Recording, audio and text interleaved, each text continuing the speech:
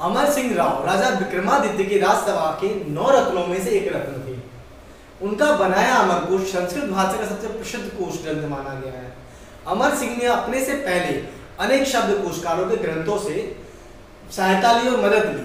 अमर सिंह का संस्कृत साहित्य में नाम सम्माननीय है। उनका कोश इतना अच्छा और पूर्ण है कि इससे पहले के कोशों को इसने विलीन कर लिया है, अपने अंदर समाहित कर लिया है। इसके पश्चात भी कोई कोश ग्रंथ इतना प्रसिद्ध नहीं हो सका। इस पर लगभग 50 टीकाएं लिखी गई। 50 टीकाओं से और ज्यादा अन्य हमें प्राप्त नहीं होती, लेकिन इतनी टीकाएं लिखी जा चुकी हैं। उनमें से भट्ट क्षीर स्वामी की टीका जो सबसे प्रसिद्ध है। क्षीर स्वामी ने अमर कोश में आए प्रत्येक शब्द की पाणिनीय व्याकरण के अनुसार व्युत्पत्ति और निरुक्ति प्रस्तुत की है। इस प्रकार अमर कोश में शब्दों का विशेष योजना से वैज्ञानिक ढंग से वर्गीकरण किया गया है। गुणराग नामक विद्वान ने 6वीं शताब्दी में अमर कोश का नाम चीनी भाषा में अनुवाद किया। अमर कोश और इसका टीका तिब्बती भाषा में उपलब्ध है, जिसका नाम तिब्बती में छिमेद जोत कहते हैं। छिमेद जोत से नाम मिलती है ये हमारे ग्रंथ। इस कोश में प्राय 10,000 नाम है, जहां मेदिनी में केवल 4,500 और हलायुग में 8,000 हमें मिलते हैं। अमर कोश संस्कृत में अति लोकप्रिय और प्रसिद्ध है। इसे विश्व का पहला समानांतर कोश कहा जाता है। इसकी संरचना के बारे में बात करते हैं कि अमर कोश श्लोक रूप से संरचित है, यानी श्लोकबद्ध है। इसमें 3 कांड है, स्वर्गादि कांड, भूवर्गादि कांड और सामान्यादि कांडम।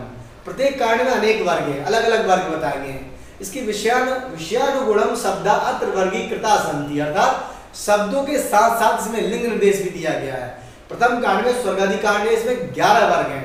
पहला वर्ग है स्वर्ग वर्ग, दूसरा है व्योम वर्ग, तीसरा है दिग् वर्ग, चौथा है काल वर्ग, पांचवा है धीर वर्ग और छठा है वाग वर्ग, सातवां है शब्दादि वर्ग, 8वां है नाट्य वर्ग और 9वां है पाताल भोगादि वर्ग, 10वां है नरक वर्ग और 11वां है वारी वर्ग। इसका द्वितीय कांड है जिसे भूवर्गादि कांड कहते हैं। इसमें 10 कांड 10 वर्ग हैं।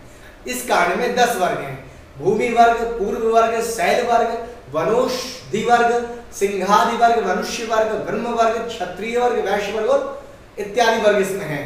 तृतीय कांड में सामान्यादि कांडम में इस कांड में 6 वर्ग हैं, विशेष निग्न वर्ग, संकीर्ण वर्ग, नानार्थ वर्ग और नानार्थ व्यय वर्ग, अव्यय वर्ग, लिंगादि संग्रह वर्ग। अन्य संस्कृत कोशों की भांति अमर कोश भी छंदोबद्ध रचना है। यह कारण यह है कि भारत के प्राचीन पंडित पुस्तक कसदा विद्या को महत्व कम देते हैं। पुस्तक कसदा विद्या को महत्व कम देते हैं। इनके लिए कोश या उचित उपयोग वही विद्वान कर पाता है जिसे हम वो कंठस्थ कर सके। कंठस्थ करो, श्लोक शीघ्र कंठस्थ हो जाते हैं, याद हो जाते हैं, स्मरण में आ जाते हैं। इसलिए संस्कृत के सभी मध्यकालीन कोश पद में हैं। पंडित पालोलिनी ने 70 वर्ष पहले सिद्ध किया था कि संस्कृत की ये कोश कवियों के लिए महत्वपूर्ण काम में आने वाले शब्दों के संग्रह हैं। अमर कोश का वास्तविक नाम अमर सिंह के अनुसार नाम लिंगानुशासन है। नाम का अर्थ है यहाँ संज्ञा शब्द से। अमर कोश में संज्ञा और उसके लिंग भेद का अनुशासन या शिक्षा है। अवयव भी दिए गए किंतु धातु नहीं। धातुओं के कोश भिन्न भिन्न होते हैं, काव्य प्रकाश, काव्यानुशासन आदि।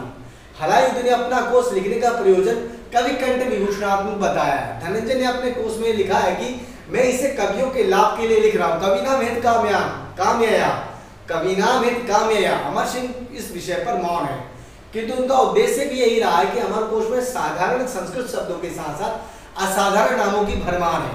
आरंभ ही देखिए, देवताओं के नामों में लेखा शब्द का प्रयोग है, जैसे देवद्रव्य यज्ञम या विश्वदेवग्रम। कठिन, दुर्लभ और विचित्र शब्द ढूंढ कर रखना कोशकारों का एक कर्तव्य माना जाता है। नमस्या प्रार्थना ऋग्वेद का शब्द है। द्विवचन में नासत्य ऐसा ही शब्द है। रामाश्रमी टीका में अनुवाद उपलब्ध नहीं। यह अमर कोश की एकमात्र ऐसी टीका जिसमें शब्दों की व्याकरणिक व्युत्पत्तियों के साथ साथ निरुक्ति भी दी गई है।